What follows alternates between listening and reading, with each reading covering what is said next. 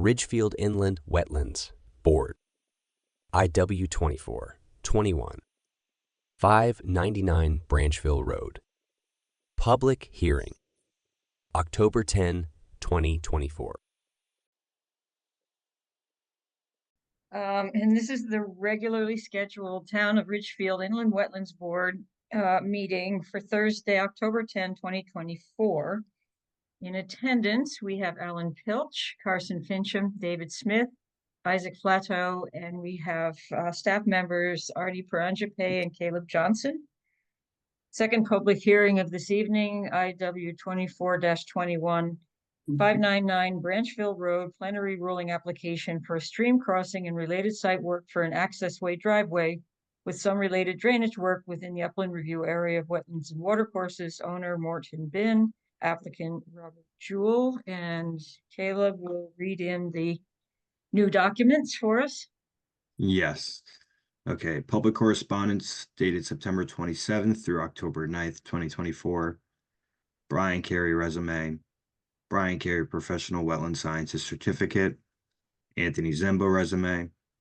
599 Branchville Road extension letter. Site plan dated October 2nd, 2024.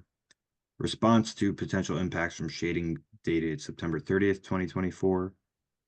And response to October 10th, 2024 letter. Thank you very much. So, Mr. Jewell, I believe you will pick up where we left off. Sure. For the record, my name is Robert Jewell. I'm an attorney licensed to practice in the state of Connecticut, and I represent the property owners Morton and Marisol Bin. And also here this evening are Pete Romano and Brian Carey of Land Tech, a well-respected, long-standing engineering and site development firm that's been in business in Connecticut and has an impeccable record. I'm going to just start. Our intent tonight, as you know, we were here 2 weeks ago, and before that meeting 2 weeks ago, we had submitted some revised plans. And that was a continuation of the hearing on October 22nd. We submitted the plans, we described the plans, went through them with expert testimony, and we know you did not have an opportunity to review those in full. So tonight, we didn't really have a plan to make a presentation per se. I do have some closing comments, and I do have some responses to some last-minute correspondence that came into us. And in fact, that last letter that was referenced by Caleb was a letter that I uploaded tonight. And I have to tell you, I absolutely hate doing that even the day before a hearing, let alone a little while before a hearing. But it was in response to a letter that we just received yesterday. So we needed to have time to get it to our engineer. And I think it's very easy at the end that I can go through our letter and dismiss the concerns that we're addressing pretty swiftly. But for the record, we are just here really tonight to answer any questions that you might have about our revised plans, if there are any. And if not, I'll just go to Peter, and then I'll go to Brian to see if they had any closing thoughts, and then I'll address the correspondence that we received from the neighbor about the septic, and then from Mike Attori, another nearby property owner. And then I'll have some closing comments. So without further ado, I'll yield the floor to you folks. Okay, but Mr. Jewell, we did get those new plans, so it would be helpful. We get a set of plans, but I would like to be sure that we're seeing what's new on those plans. Oh, sure. I find that a little confusing when we get new plans and it's indistinguishable what's on there that wasn't before. Yeah, okay, just so you know, we did not submit any new plans since the last meeting. We submitted them before the last meeting. Right, so but at the last minute, yes. Yeah, well, I think it was the Friday before the meeting, but I'm not sure. But anyway, I think Peter and Brian did run through those last meeting, but if they would not mind going through the revisions again, I will yield to Peter and Brian. I think the main points were we reduced the size of the building and at both buildings actually, and then we made substantial changes to the retaining wall that Mr. Pilch had made some comments about. But Peter, can you run Sure. through those changes Yeah. again? I'm sorry. Yeah, Pete Romano, principal with Land Tech. Ms. Baker, just what we did last time, the plans got in Thursday or Friday, right before the meeting. So we went ahead, we explained the plans that you folks got, but understood you just got them. So the idea was we went through them last meeting. What I did on our hearing, I took notes of all the different people, the neighbors, some of the board members, including yourself. And so I took, made a list of what the questions were and how we responded to it. And then the letter we sent on October 2nd sort of outlined all of them. And I'll just run through them real quick for you. Good, thank you, appreciate it. So, that I think Mr. Molyneux and I think one of the other neighbors, Miss McMillan or something, suspected there was a vernal pool on their one of their properties. We had Anthony Zemba from our office go out and take a look at it. I think Tim Bishop was with them. I'm not sure who else was with him, but it was concluded that there was no vernal pool, there was no characteristics, and in fact had water running through the depression in the ground that would lead one to believe, even though it is not the time of year when vernal pools are detected, it had none of the characteristics. I think Tim confirmed that at our last meeting, and Anthony Zem put a nice little package together to show the pictures of what it looked like. And then the one thing we did not do, but feel confident based on the wetlands on our site, again, Ms. McMillan brought up that she thought there was wetlands on her property that might impact the setback from the wetlands. And just from looking at aerial topography, we did not go on her property. And we concluded that based on aerial photogrammetry and the proximity of the wetlands on our site, didn't seem like anything was within 100 feet of the proposed new septic system. And Peter, just through the chair, that is the standard, correct? People are not required to pay to survey offsite properties. You use the public record and available scientific photographs, everything to determine where offsite wetlands are, correct? Yes. And then Ms. Gormley asked about why the buildings were different sizes and stuff. And we explained to her that we had shrunk the building in an effort to, and made a third floor on it. And that effort was in response to Mr. Pilch's comments, could we do something to reduce the height of the wall? So when we shrunk the buildings, it allowed us to move the wall of the buildings further away from the property line, and subsequently we were able to lower the walls. I think I said the last time the tallest part of that wall now is about 8 feet and goes down to 2 feet in some areas. And so the building's footprint got actually smaller. And I don't think it was during that time, but I think Tim Bishop, maybe the hearing before that, asked, is there something else we could do for add water quality and provide some pervious surfaces? And so if you remember, I can call my plan up, but if you remember, we showed it to you the last time.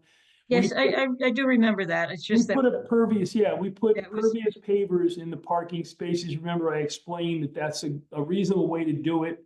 We put pervious pavers in the parking spaces and regular asphalt in the travel ways so that it can be plowed properly and take sand and all that kind of stuff. And then we would be introducing the pervious pavers with crushed stone beneath it, would provide some water quality, and then discharge into the storm drainage system. And in the storm drainage system, I think it might have been Tim or Mr. Pilch said, is there something else you can do? I think it was Tim actually, but I think Mr. Pilch would agree. We put what's called the hydrodynamic storm scepter at the discharge point from all of our storm system that then overflows into the underground gallery system. And that is, I want to say it actually was a good suggestion. We're doing it in a site actually in Fairfield that Tim has some jurisdiction over, but it's a cylindrical, almost looks like a manhole, but it's got a couple of bells and whistles on it. It's a centrifuge in the center, spins around, settles out the sediments, lets the oils and the deleterious materials float to the ground. And when somebody puts that in, it comes along with a maintenance program that goes along with it. And typically, and I'm sure Mr. Pilch knows this, it can certainly be made a condition that we provide the commission with a contract from a contractor who will be hired to maintain that. It's not an unusual thing to do.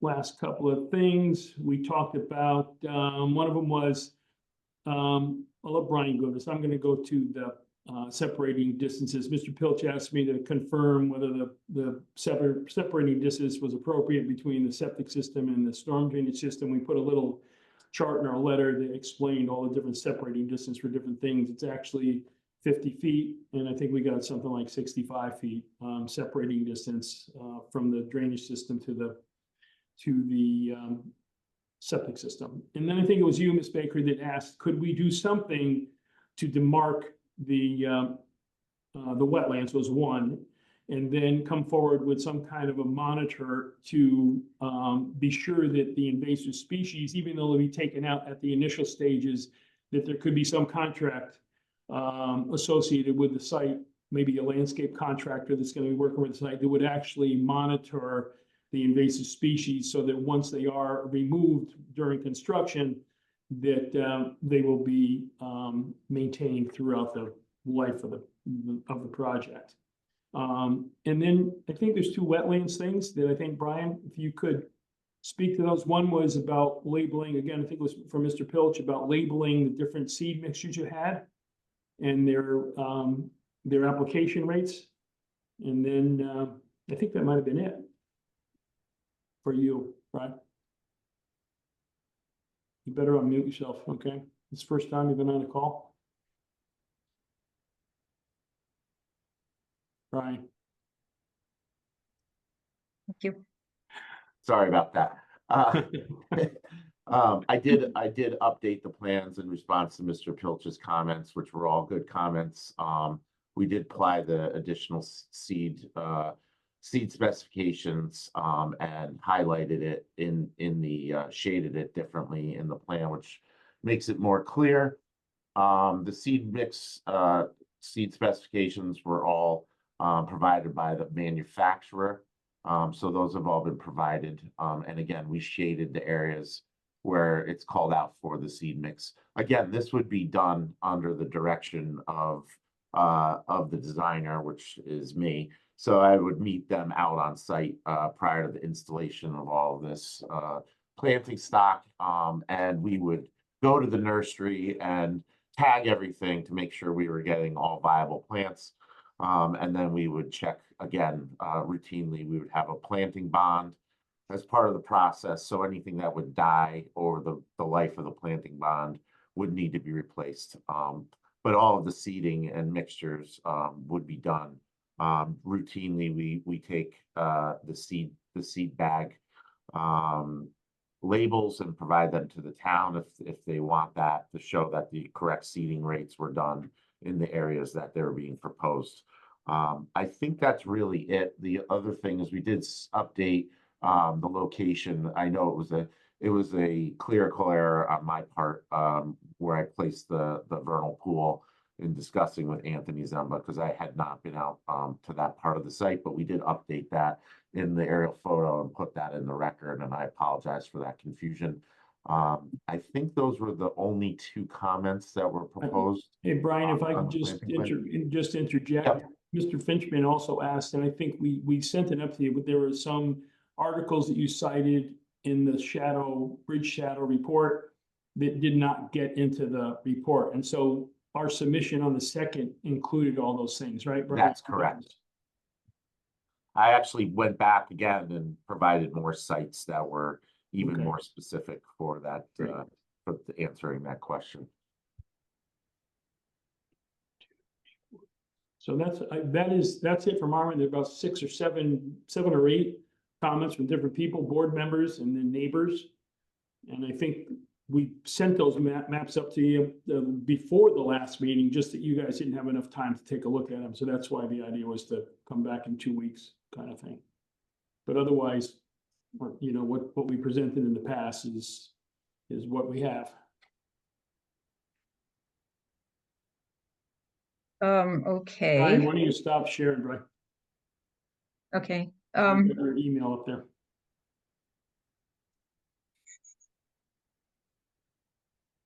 I thought you were also going to address the letter from Mr. O'Torre at this time. I Yeah. think. Yeah, Mr. I can absolutely do that. So Mike Or- Torres, I'm Yes, sorry. okay, go ahead. So I guess Mike Torre lives in that neighborhood. He's actually submitted a number of letters to so many different people about this application, some letters in the newspaper. So I'm going to try and just address the letter he sent today, which is long, but there's nothing in here that, well, honestly, makes a lot of sense. He is suggesting, first of all, he scrawled a quote unquote alternative plan on one of our site plans without even ever visiting the property to see what it's like. But it absolutely fails the test of a prudent and feasible alternative, like right off the bat. He's plunked a building right near, right in the wetlands. He's put a crossing in the widest part of the stream, whereas ours is in the narrowest part of the stream. That's why it was cited there. And it's just, it's nonsense. It fails the test because it would have more of an impact on the wetlands because it's located closer to them. It's located closer to the pond. It's located closer to the boundary line. And it doesn't even come close to what we're trying to do here. What we're trying to do is fit these buildings into the topography as we presented previously in already disturbed areas on this site. The wetland whose upland we're on the outskirts of is actually currently lawn, and we're actually restoring that. In addition, he's not supposed to be drawing on site plans prepared by an engineer because he's not an engineer. So this prudent and feasible alternative just absolutely fails the test. Most of his suggested alternatives in this letter, I'll call it, aren't even permitted under the zoning regulations. A spa, it just doesn't make any sense. His stated goal from the outset, and that's what this quote unquote prudent and feasible alternative seems to do, was for this board to deny this application outright and force the applicant to give away his land as open space as part of some unimplemented preserve plan from 50 years ago.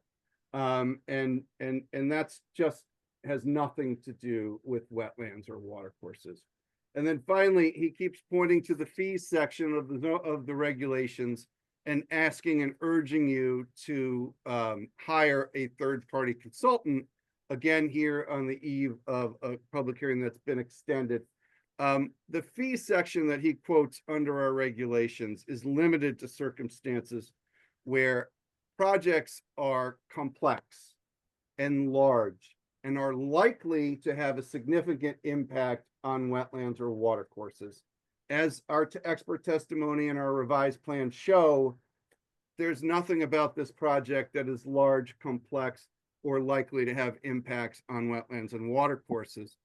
In addition, it also says that it's to hire experts that the board needs because it's beyond the expertise of the board to understand and analyze. There's been nothing about this application that is not within this board's ability to analyze and understand. There's resumes from a couple of the board members in the record that demonstrate their ability to and their knowledge and their expertise to examine what's been presented to them. Mr. O'Torre, as you may or may not know, was a member of the Wetlands Board when it was combined with the Planning and Zoning Commission, which was by and large a lay board full of laymen. There were no wetlands experts on the property, although Mr. O'Torre, Dr. O'Torre is a biologist. There were no wetlands experts. And in fact, as you well know, the entire premise of splitting the Wetlands Board from Planning and Zoning a few years ago was so that you could create a board of experts that would be better able to analyze applications. And there was testimony during those public hearings that it will be better for applicants because they'll be able to review these applications with their own expertise and often would not have to pay to hire consultants to review that. And that's exactly been the case. So there's nothing complex about this application. While at first blush, you saw that there was a possibility that we were going to have an impact on the wetlands, I think through the presentation of our plans from our experts, that the impacts would have been minimal even without the remediation, not remediation, but the remedial actions and the stormwater systems. Once those were explained, I think our expert testimony was very clear that we're not going to have any impact on the wetlands and watercourses. In fact, a large portion of our project is to restore the property that's previously been disturbed. In fact, that wetland that we are closest to on the outskirts of the upland, there's a restoration plan that is part of this application. So that's how I address Dr. Rattori's letter. It is non-responsive, and it is not a prudent and feasible alternative because it does not propose an activity that is similar to ours that satisfies, or at least comes close to what our social benefit is, which is to provide housing in an efficient way while disturbing the smallest portion of the property as possible. Keep in mind, and again, for some reason, just by luck of the draw, we've kind of been married to the Abbott Avenue application that came right before us, which is a development on 4/10 of an acre, I believe. This project couldn't be any different from that. This is a 19-acre site. We're proposing a development on 14 of those acres.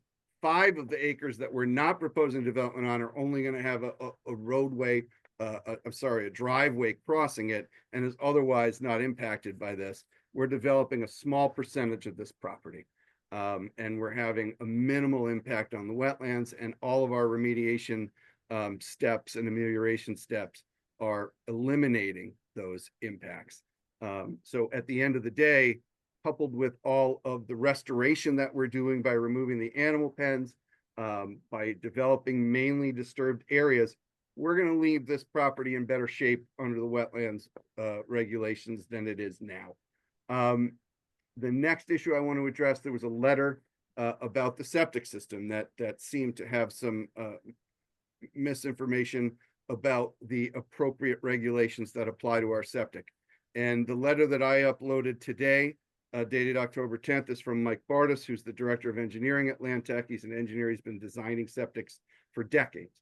I think I worked with Mike Bartis for the first time over 20 years ago, and I think he was getting ready to retire then.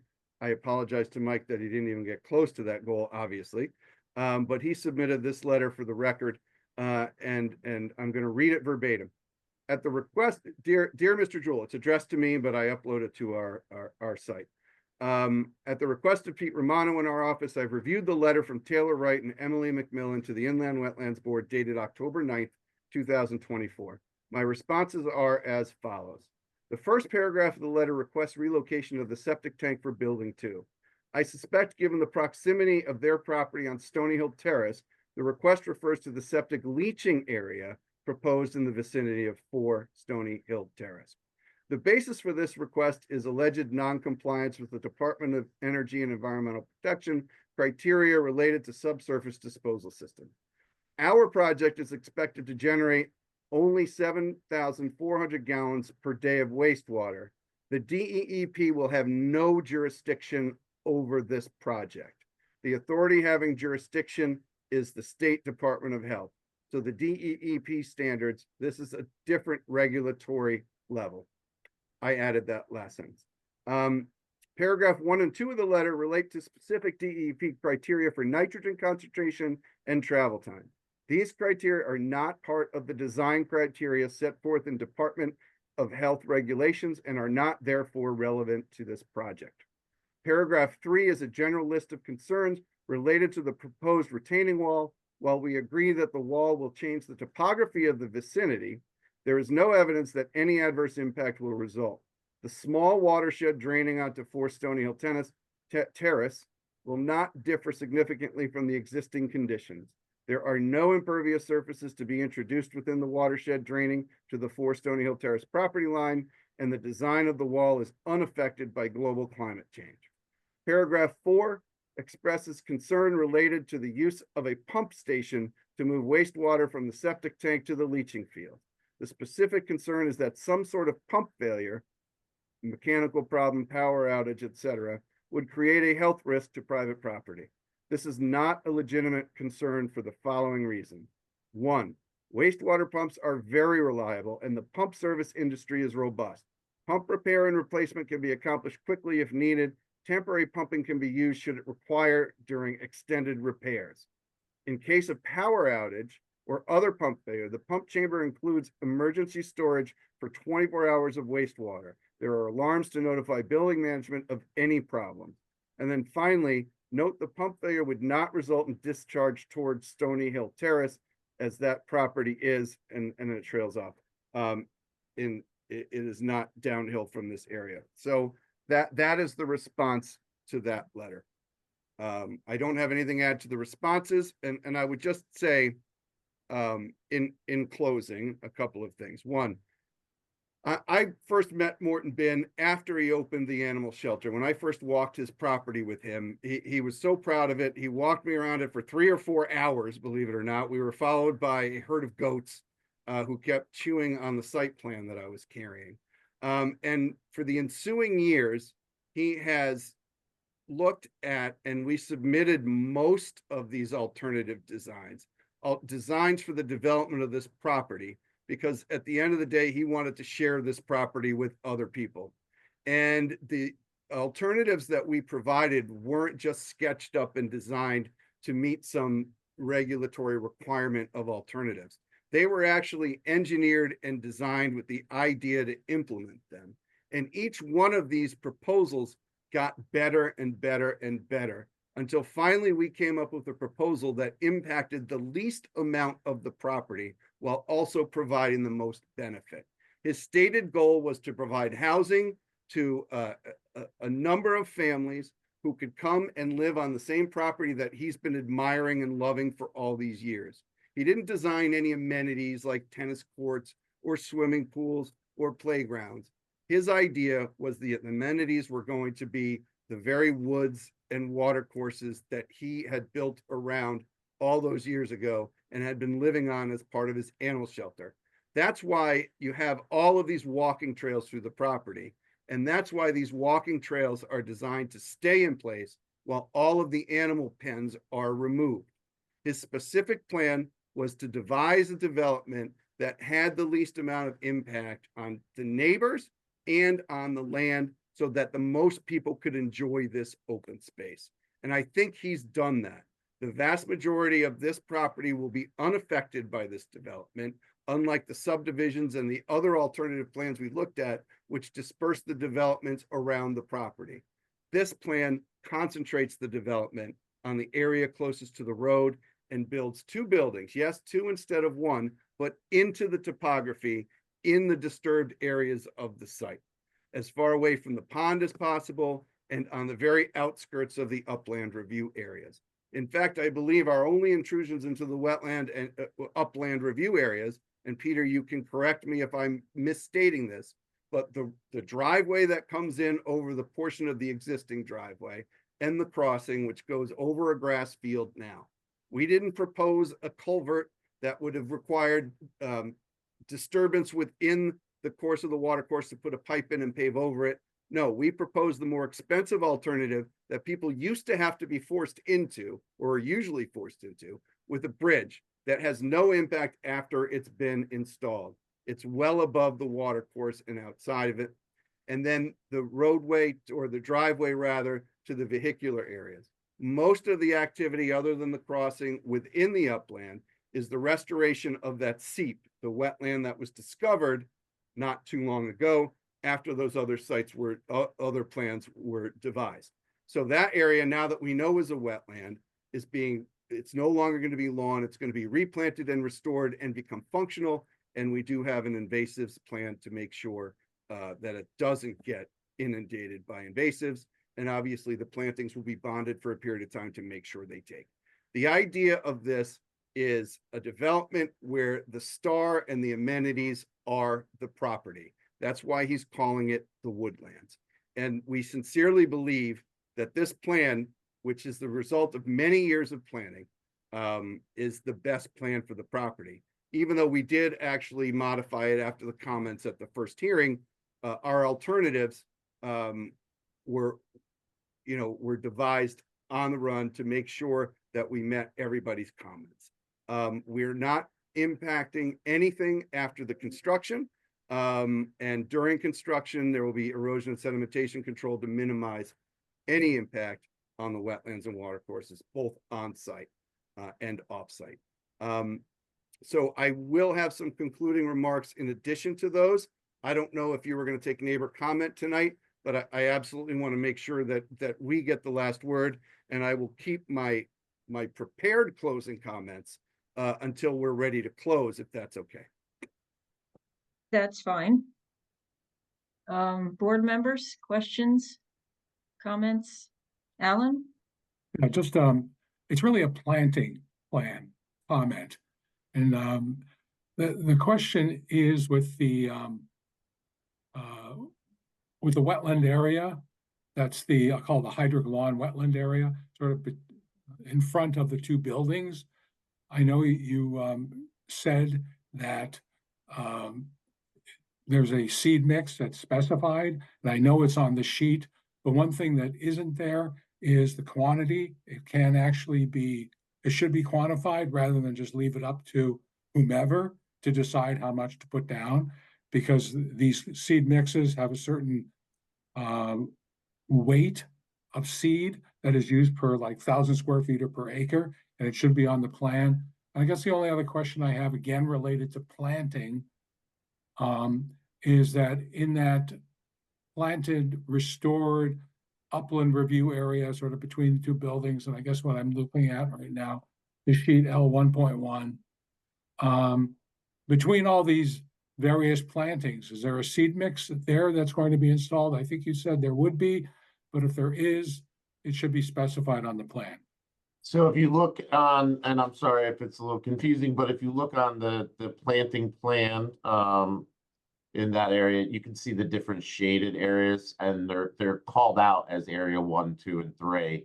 And if you look on the specification page for the planting, it actually lists under there the specific plantings for areas 1, 2, and 3.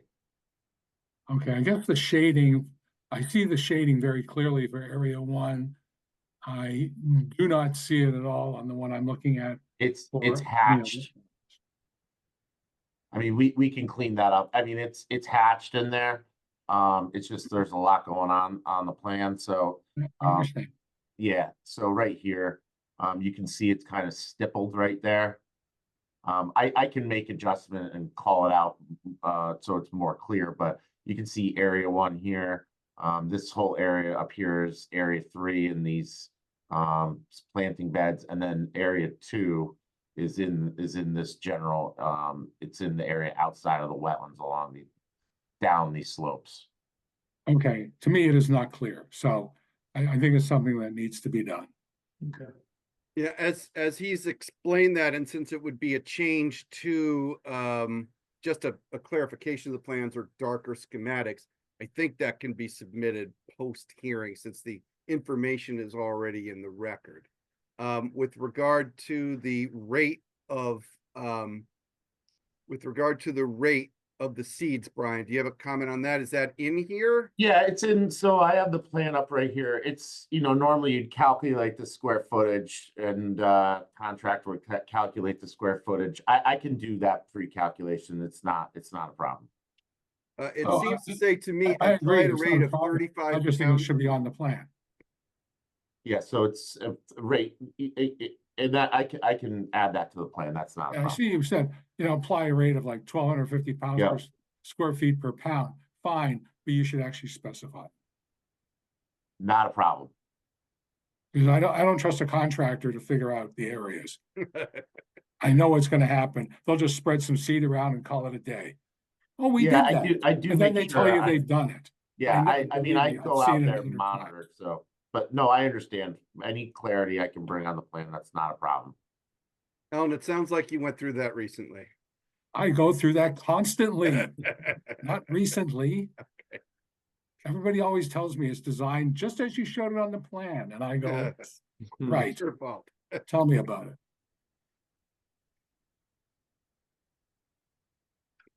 Any other members, questions? Since we're on the subject of the map, the non-built areas with the trails. Mhm. What is the mechanism that prevents those from being developed in the future? Well, what do you mean? The trails being expanded or? No, the trails being, something else being built there. What is the protection from that happening in the future?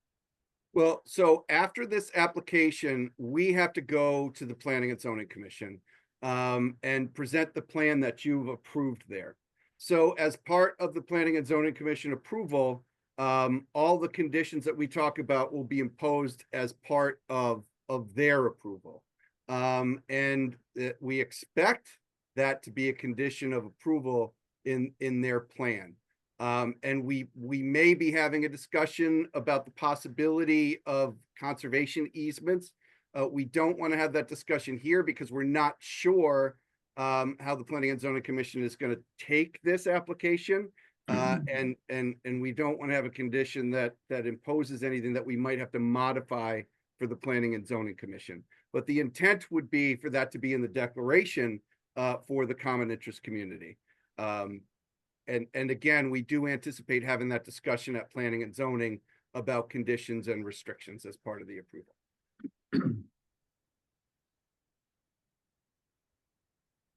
Thank you.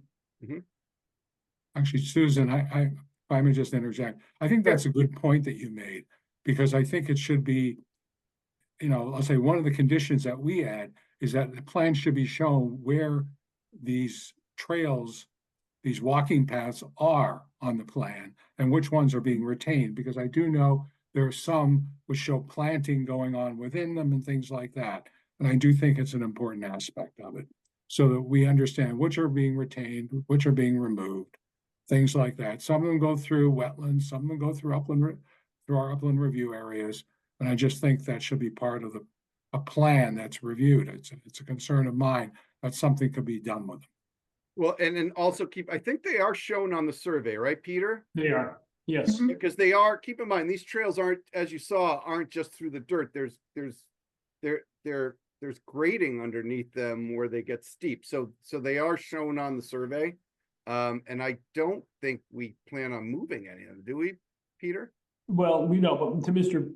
Pilge's point, there are some walkways that are in these areas that we're going to be restoring. So we're not going to be, once we put these plantings in some of the areas adjacent to the wetlands, there'll be some walkways in through there that'll be revegetated. Now they're bare earth, right? And so they will be revegetated, and you're not going to go, the predominant area of the walkways are behind this ledge sort of shelf that we've created here. They're all up in the back here in the northerly portion of the property.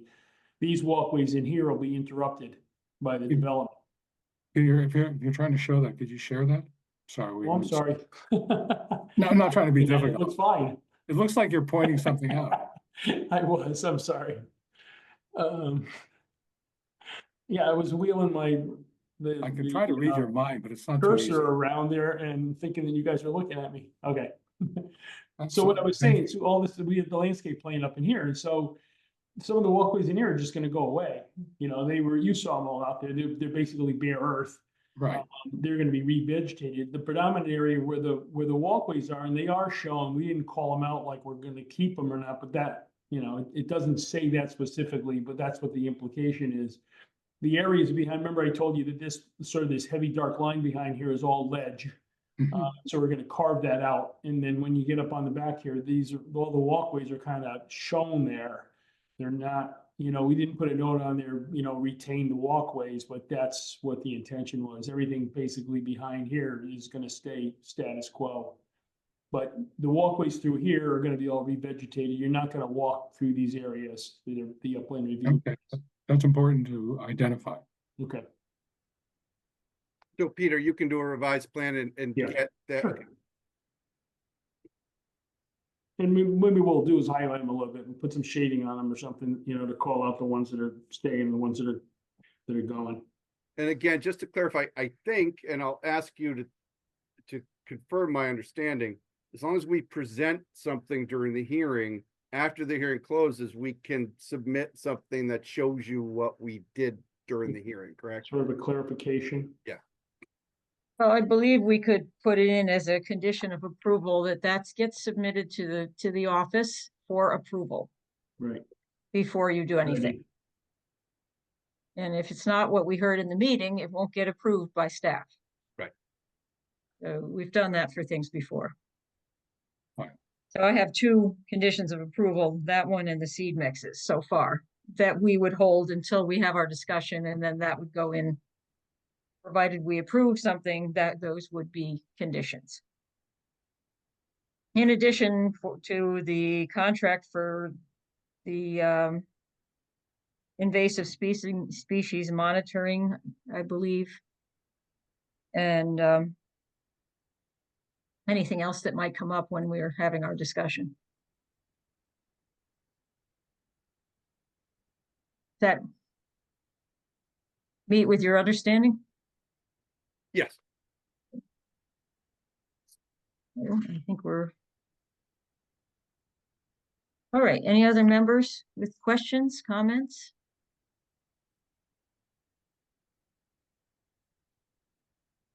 You know, Ms. Baker, the only other thing I have is a note that you put in here is to have, include ask for a construction monitor during the period Yes. of construction. Okay. Yeah, that would also be, that was from the previous meeting, you're correct. Right, right. Yep, so I'll renote that here.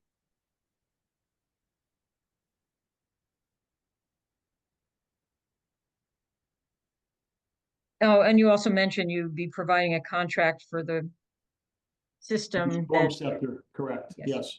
okay. I got 6 now, okay. Thank you.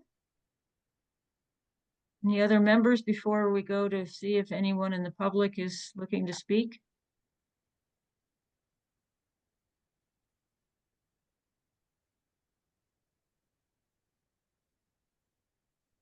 Okay, members of the public?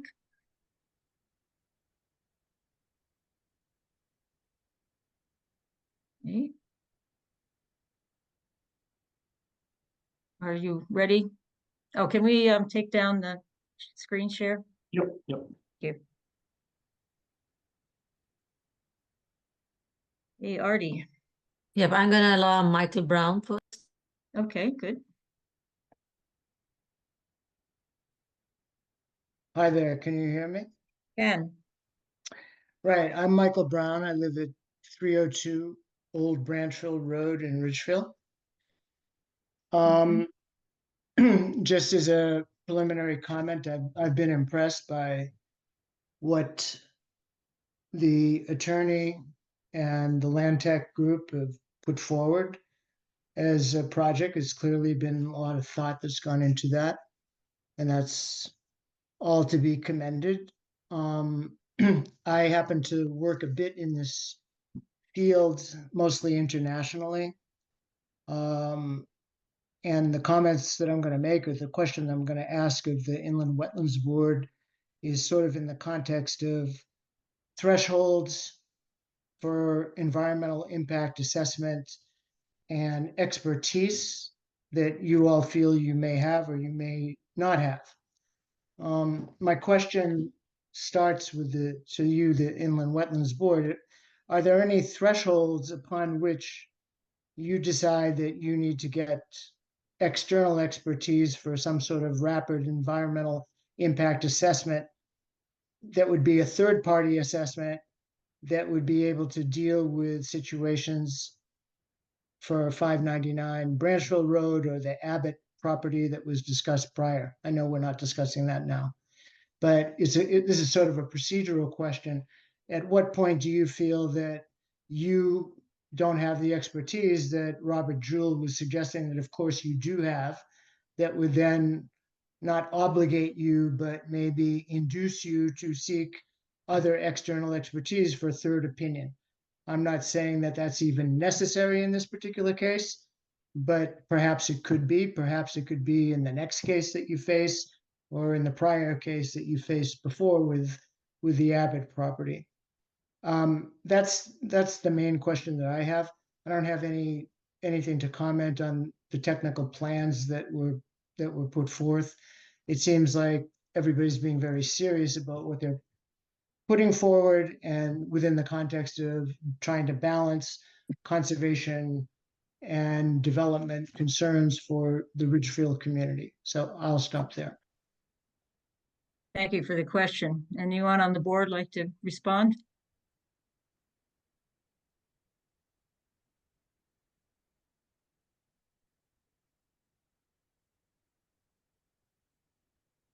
Carson? Thanks, Susan. Yeah, I don't know if I speak for everyone. I probably don't, but as far as thresholds for third-party expertise, it's an interesting question, right? Because there's different levels of expertise of all the different board members, and we all bring that to bear on every meeting we attend. And every project is a little different. So I think we kind of personally, individually, get a feeling for how we are approaching an individual project and whether we think we need outside expertise to supplement what we have on the board or what we feel individually as board members. And I think it's also a moving target because anyone who has been kind enough to sit with us through all the hearings in the last couple of years that have been very complex and some of them very contentious, where we have have brought in third-party expertise. When we have that third-party expertise answer specific questions for us, that becomes, I think, generally for most of us, part of our knowledge, right? So it's an ongoing kind of building knowledge base as we hire those folks to bring them in. So whatever our levels are, they're increasing all the time as we do that. So I think we make that assessment on a case-by-case basis. And, in this case in particular, I know, and some of the others with drainage, I know I have a lot of expertise in drainage. I know Alan does as well.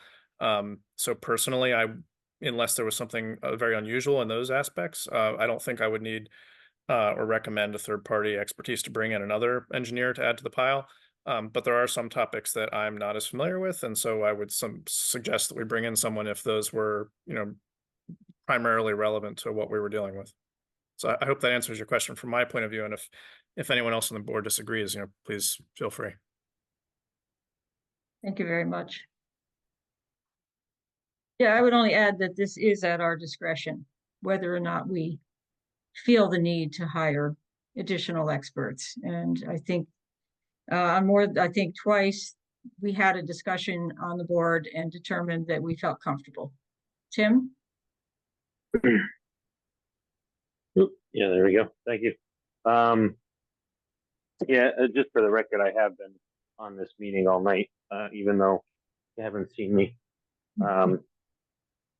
via headset and cell phone. In response to this resident's question, my comments to add to Carson's relate to my background as a conservation director for the town of Fairfield, a wetland professional, certified ecologist, and certified environmental professional. I feel comfortable with this complexity of application we're discussing. And just to reiterate what is on the record from several meetings ago was I did raise that question to the board. If anyone else felt the need to hire a third-party expert, whether it be for engineering or natural resources on this application, and nobody felt that need. So that was early on, and that issue has not been raised again. I didn't feel that we needed one in this case, but I still wanted to raise it to put that out there to the rest of the board. So again, I don't think this is out of the ordinary as far as applications that this board reviews, or anything out of the ordinary that I see in my professional career for the last 22 years. Thank you. Tim? We have Mr. Molyneux next.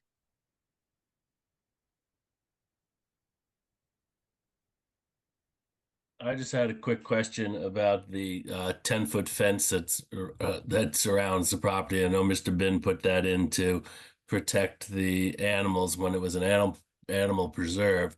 I was just curious, has there been any discussion? Is that fence staying or is that fence going, or what? And I know it might not be pertinent to this discussion, and maybe that's something for planning and zoning, but I was just curious if there was any discussion of that with Mr. Bin.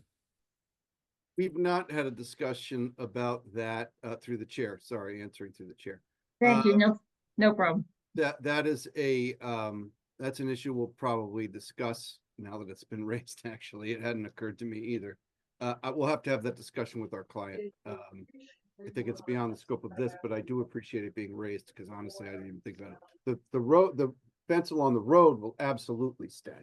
I don't know about the balance of the property. Thank you.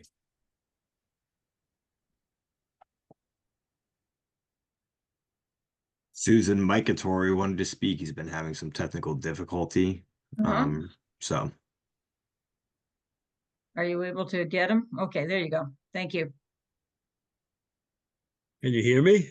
Yes, we can. Oh, thank God. This has been the most frustrating thing. I couldn't get on from the very beginning.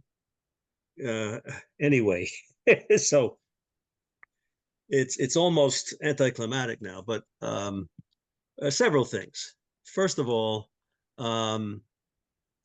in asking or suggesting that the board avail itself of what's that 1014 or 14, so whatever the thing was, I had it written down somewhere, but it's in my letter.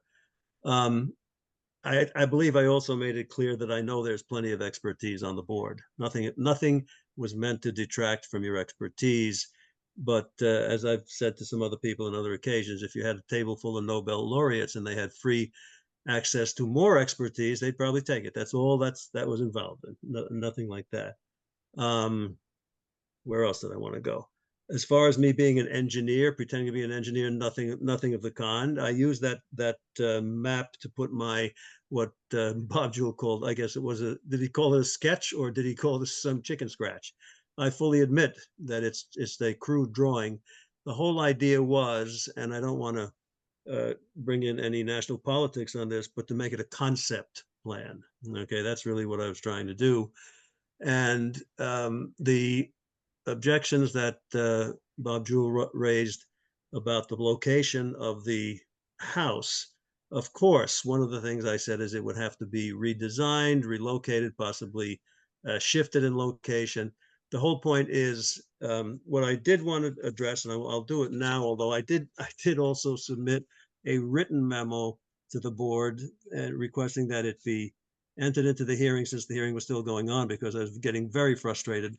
But I was able to locate, actually just yesterday, one of the things that I was looking for in proposing the feasible and prudent alternative, which I call it Alternative 6, and you have that letter. I'm sorry that Bob Jewell had trouble reading it. It is kind of dense, but if you study it, I think there's some pretty damn useful substance in it. Anyway, one of the issues when you're choosing a feasible or looking at a feasible and prudent alternative is the prudency aspect of it. Feasible, of course, you can build just about anything. The fact that they can build 2 buildings, they could build 1, et cetera, et cetera. The prudency has to do with what exactly were the applicant's objectives or goals in this thing, and you know, the social, however it's stated in there, the social benefits, et cetera. But in this document, that was a page from a very long document produced by Landtech, which I've known for years as an excellent company. It had to do with feasible prudent alternatives. It was dated June 17th, 2024. I guess it was during the pre-app process. I don't know when that came to you, but I just discovered it in looking through plans and scrolling through a lot of documents. It says, feasible and prudent alternatives, the proposed activity will not result in any significant impacts on any wetland systems, blah, blah, blah. That was, and the commission is not required to find it feasible and prudent. Well, the fact is, after you looked at it with more scrutiny, you decided to raise it to a plenary, and then, of course, that changed. But Landtech had 3 alternatives that they proposed, that it proposed, I should say, as alternatives. The first, a no building, or what they called alternative number one.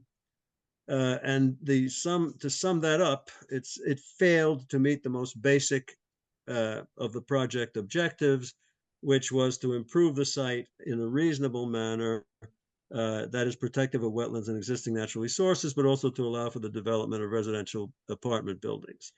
That, of course, would be ridiculous. I would never propose a no build. I mean, maybe in a dream world where everything was the Garden of Eden, we could do that, but not here. The second alternative that they proposed, they called larger build alternative, alternative two.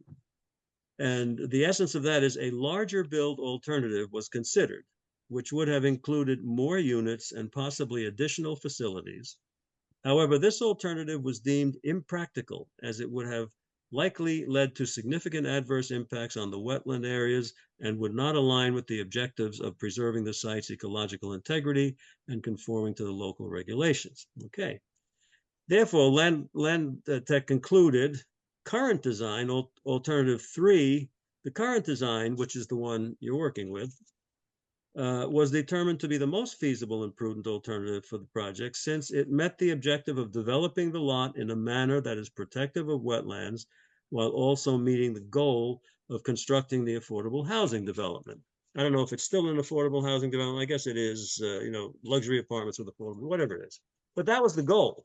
Be kind to the environment while providing for units. Now, what I did, I just found this yesterday, and I looked at it, and right away what jumped out at me is alternative six, as I envisioned it and as I've presented it.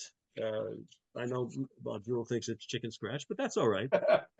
As I presented it, it seems that we could juxtapose that the current design of Land Tech now becomes the larger build alternative, and my alternative six takes its place as the alternative that would meet the objective of developing the lot in a manner that is protective of wetlands while also meeting the goal of constructing the affordable housing development. You will notice that in the first of all, I said that the design of the building was totally flexible. It would have to be redesigned to be placed anywhere near that area. That was a concept. That doesn't have to be right exactly there.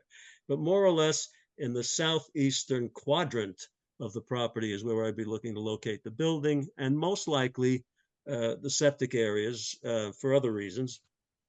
But it would allow for, the way I had drawn it, it would be allow for either 20 or 30 units. And if you were really gluttonous about it, it could be expanded with still providing the ameliorative aspects of what I'm proposing as alternative six. And I'm not going to, I know you guys, you're working hard and it's getting a little bit late, and there wasn't much more I was prepared to say, but I'm kind of exhausted from the frustration.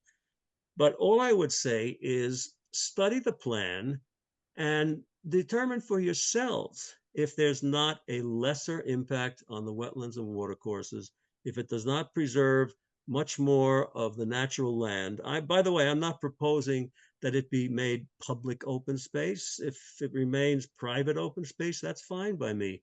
If they want to keep it fenced in, I think it's a little tough on the animals, but that wouldn't be a problem either.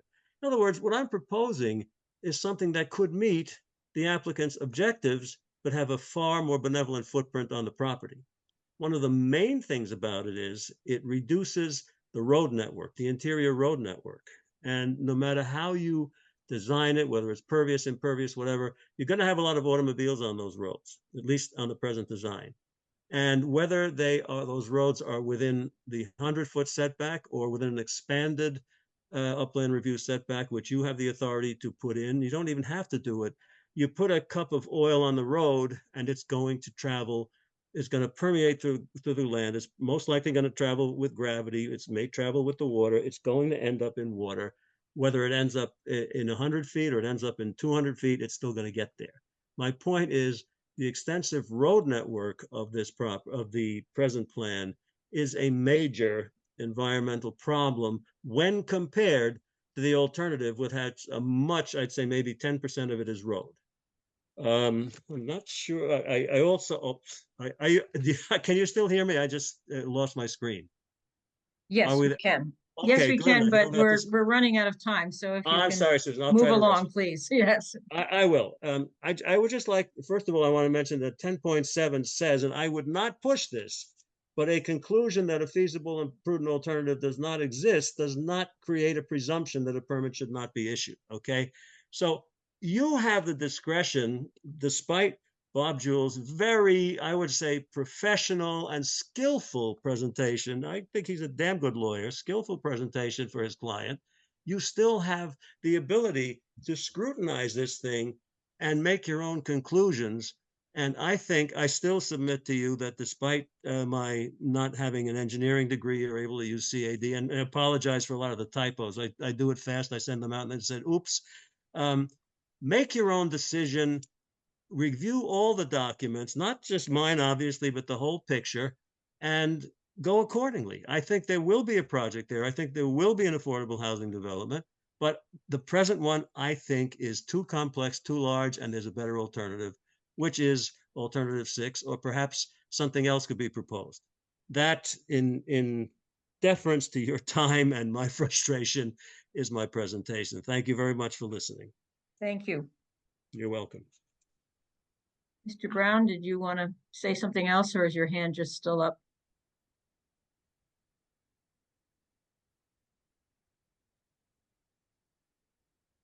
Sorry, I was just listening to the professor and thought it might be worthwhile to add something in.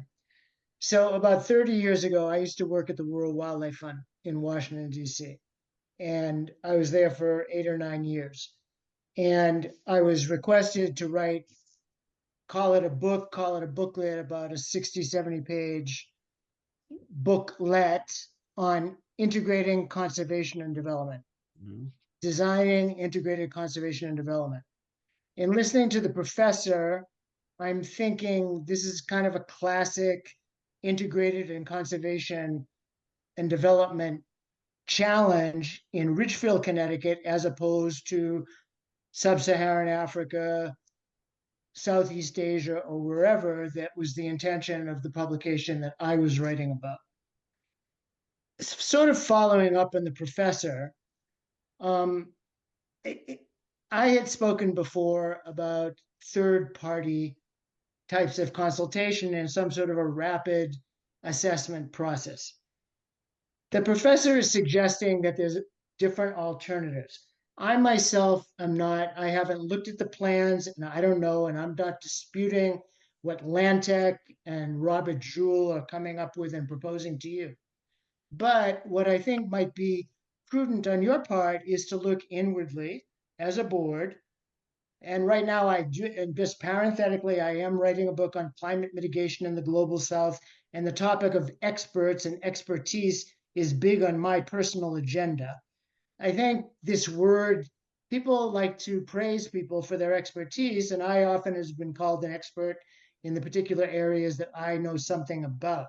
And I think we have to have a little bit of humility in terms of our own expertise.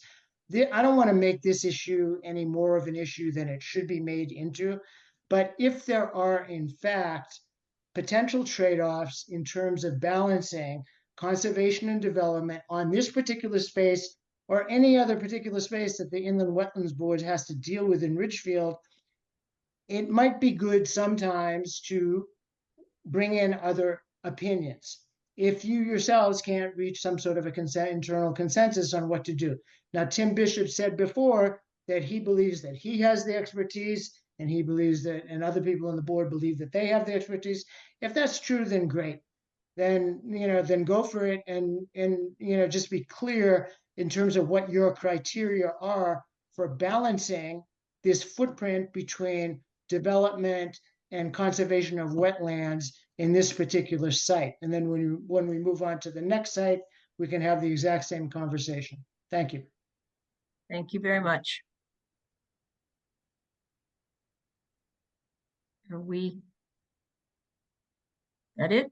Yep, there's no hand. Okay, so back to Mr. Jewell for closing statements then. Thank you very much. And that's exactly what your job is. I mean, your job is to determine whether or not there's a going to be an impact, whether we've ameliorated that impact or reduced the possible impact with our plan. And then you balance the preservation versus the right to develop. I mean, that's your entire function as a board under the statute. So that actually is a good suggestion, but it also happens to be what you do on every application and have been since 1973 when you first became a board. Now, my closing comments are really that we're very proud of this development.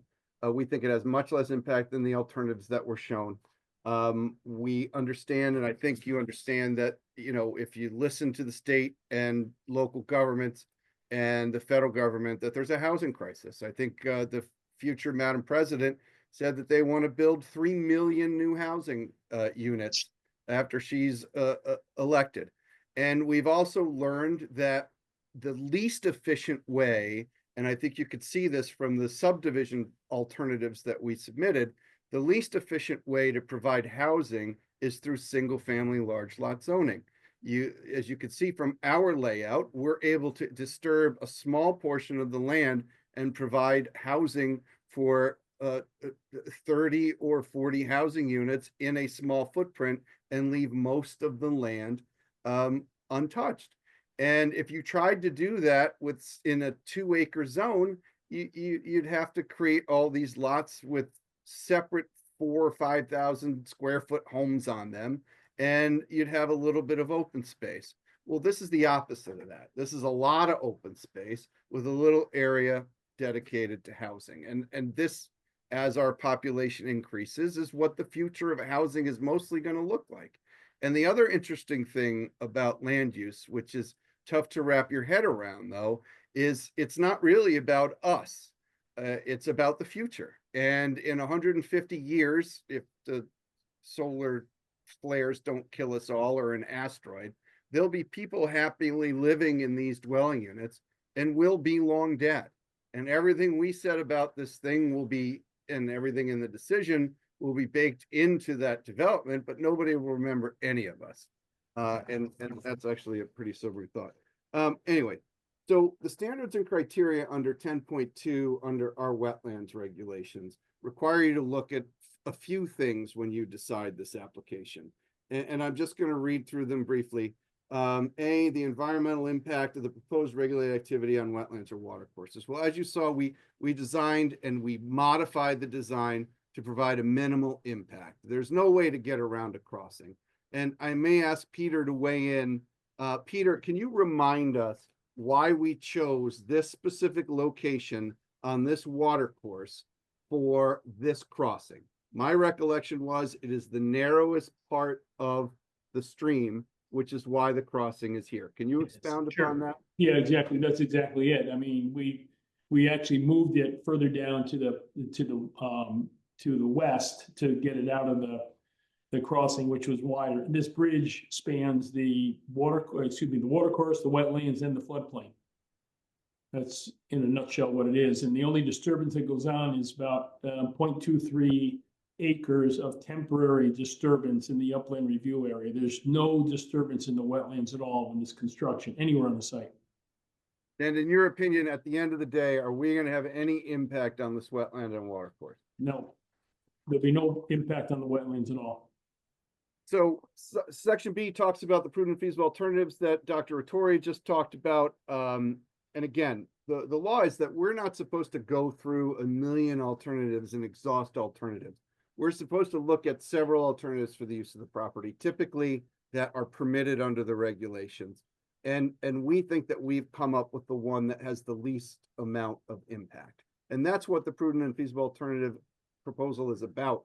It's not about looking at every possibility. It's about looking at a number of possibilities and coming up with something that has the least impact. And in fact, I would argue that our revised plans are a prudent and feasible alternative to our original plans, in addition to being a prudent and feasible alternative to a number of other development options that would have disturbed more of the site and the number of watercourses and wetlands that are on the site. Keep in mind, we are near one wetland and one watercourse on this property. There are several throughout the property that we are nowhere near. So the further you move away from one, the closer you get to another. So we chose the one that is the most impacted now and are making the restoration of that wetland part of this plan. So I think that we've satisfied that requirement. Ordinarily, you only have to come up with a prudent and feasible alternative if a negative impact is likely. A significant impact actually is likely. We don't think that's the case, but again, since this was elevated to a public hearing, we are required to show that there's no prudent feasible alternative. And I think we've done that with a number of different alternatives. C is the relationship between short-term and long-term impacts of the proposed regulated activity on wetlands and watercourses and the maintenance and enhancement of long-term productivity of such wetlands and watercourses. So we're having a minimal impact on the short term. We're having a positive impact on the long term by doing this restoration. And all of these systems that are being put in to treat the stormwater will make sure that the watercourses are protected. D, irreversible and irretrievable loss of wetlands or watercourses. There is none of that. We are taking steps to minimize pollution, maintain and enhance existing environmental quality, and restoring, enhancing, and creating productive wetlands or watercourse resources. We've gone through that. I'm sure you're tired of hearing me talk about it, but that's all in the plans and what we've presented. E, the character and degree of injury or interference with safety, health, or the reasonable use of the property, including abutting or downstream properties, which would be caused or threatened by the proposed activity, or potential damage from erosion, turbidity, siltation, loss of fish, wildlife, or habitat, etc. Educational value. We have developed this property to have the minimum impact on the neighbors. We've moved the development closer to the road into areas that are already impacted, and again, are getting rid of some of those impacted. F, the impacts of the proposed activity on wetlands and watercourses outside the area for which the activity is proposed, and future activities associated with or reasonably related to the proposed regulated activity, which are made inevitable by the proposed regulated activity and which may have an impact on wetlands and watercourses. As we said, we're going to be maintaining this. It's going to be a homeowners association.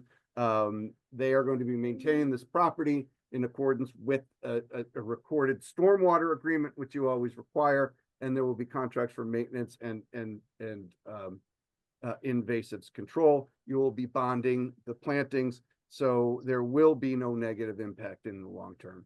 And then finally, G, measures which would mitigate the impact of any aspect of the proposed regulated activities. Such measures include, but are not limited to, actions which would avoid adverse impact or lessen impacts on wetlands and watercourses, and which would be feasible and which could be feasibly carried out by the applicant and would protect the wetlands or watercourses' natural capacity to to support fish and wildlife, prevent pollution, flooding, supply water, control sedimentation, prevent erosion, assimilate waste, facilitate drainage, and provide recreation and open space. Our plans show all that. There's significant stormwater treatment, and of course, the greatest part of this is to provide recreation and open space, which those walking trails will do. So with all that in mind, we feel strongly that this application should be approved based on all those factors. We feel strongly that this is the best development prospect for this property, and it's going to be done in such a way that it's respectful to the land and not harmful to the wetlands and watercourses. And in fact, we feel that we're going to be having a positive impact on the wetlands and watercourses. And that's really all that I have to say. I would ask this board to deliberate carefully, of course, but also ask you to approve this so that we can go to planning and zoning and start that process. I don't know if Peter or Brian have anything to add. I don't. I'm done. No, I think you summed it up very nicely, Bob. Thank you. So thank you very much for your time, and we appreciate your time, expert and expertise. Thank you very much. So we are going to close the public hearing tonight. So as with previous application, our discussion will begin on 10/24. And we have until November 14th to render our decision. And so we'll take this up again at the next meeting in terms of the discussion. Thank you. Thank you very much. Have a good night. Bye-bye, everybody. This is Kirk Carr, on the record. Thank you for watching.